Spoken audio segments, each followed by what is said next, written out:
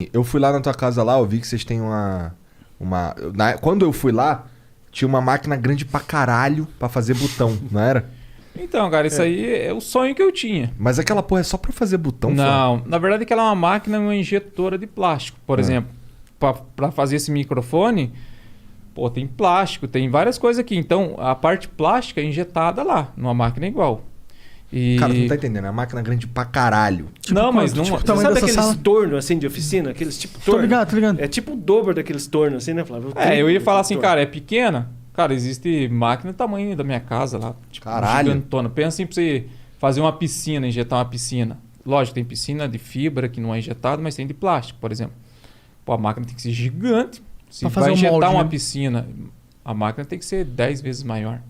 Cara, e é muito grande a máquina. E aí o que eu vi, assim, quando eu fui lá, o que tu tava fazendo era uns botãozinhos. E é uma máquina grande pra caralho, fazer uns botãozinhos. Eu fiquei, caralho. É porque a máquina tem, tipo, a parte de óleo, parte eletrônica, parte de que aquece ela, que é como se fosse uma resistência de um chuveiro normal, só que, lógico, enorme, gigantona, né? Nada mais faz que derrete o plástico, assim, falando friamente, né? Então, a grosso modo, assim, a gente joga o plástico num reservatório lá, ela passa ali por 3 aquecedores ali e joga dentro lá do molde. O segredo é o molde, porque uma máquina daquela lá, qualquer um compra, põe em casa, só que não faz nada a máquina. Mas o molde quem foi que projetou? Cara, o molde, na verdade, assim, meu irmão é projetista, ele que desenvolve para mim. Eu tenho conhecimento depois que eu comecei nessa área, mas parte de injeção e molde, projetos, coisas, sempre foi ele. Entendi. Ele sempre falo que ele é o meu braço direito. E daí ele trabalha com isso aí e, tipo, nós se juntamos.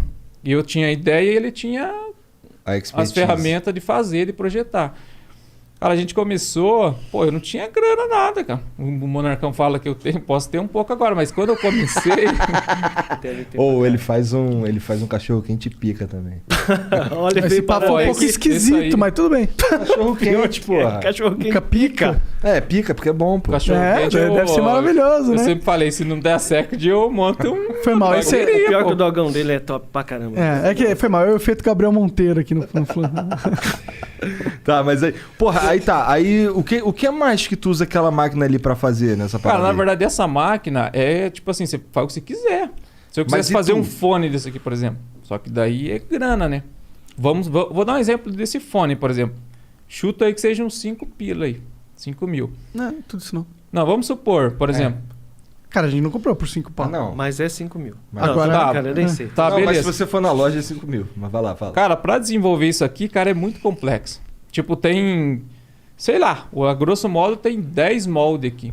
Você tem que fazer 10 moldes para poder sair um fone escrito. Tô falando da peça plástica. Aí tem estampo, tem parte eletrônica e tal.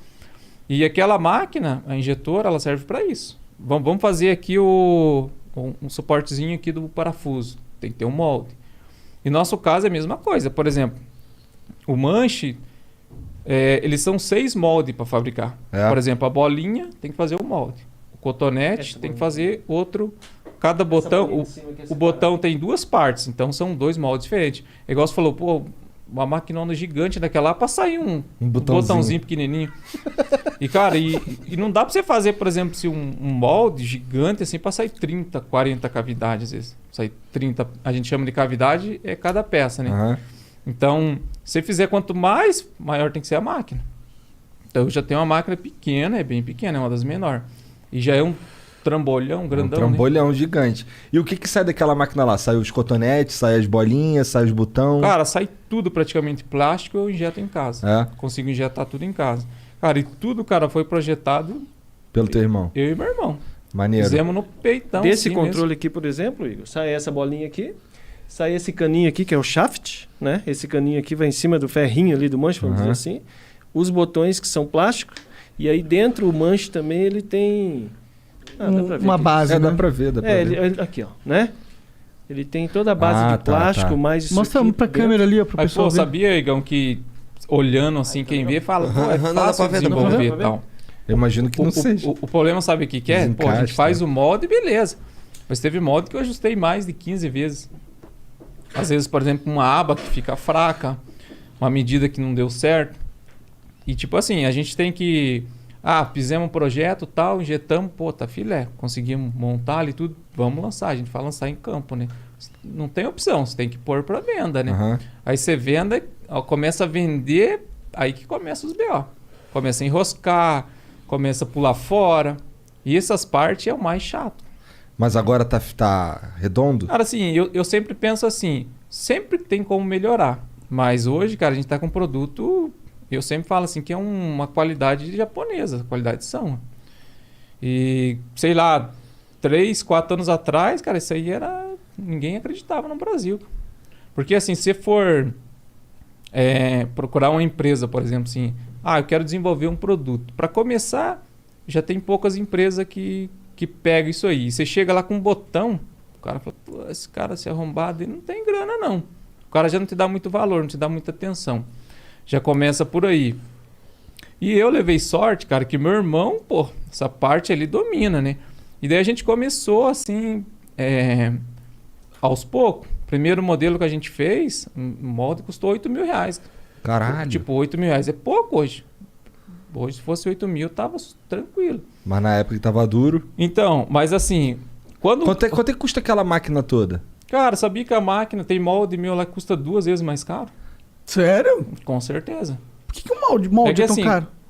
O molde, cara, ele é vários motivos. Tem poucas empresas que fazem, né? Que é uma área... Até que não tem tão poucas, mas tem muita empresa. Eu vou dar um exemplo. Embaixo do botão tem um conector que é parecido com injeção, mas a gente chama de estampo, que é de ferro. Daí vem uma máquina, bate e cai a peça. Cara, eu fiz uns 8 orçamentos. Teve desde 10 mil, que foi o que eu fiz. Foi um cara parceiro nosso. Cara, e teve orçamento de R$32.000. Para fazer Para fazer a mesma coisa. Não tem diferença nenhuma. Então essas empresas, às vezes, eles acabam fudendo com os empresários. Cara, só que assim, como eu tenho conhecimento, ele é vantagem, né? A gente viu que estava fora, a gente falou, capaz, jamais a gente vai pagar isso aí. Porque a outra opção é importar, não é? Não, pior que aí que é foda. Você desenvolver um produto, você não pode desenvolver a metade. Você tem que desenvolver inteiro. E essa parte de estampo, cara, a gente chegou no...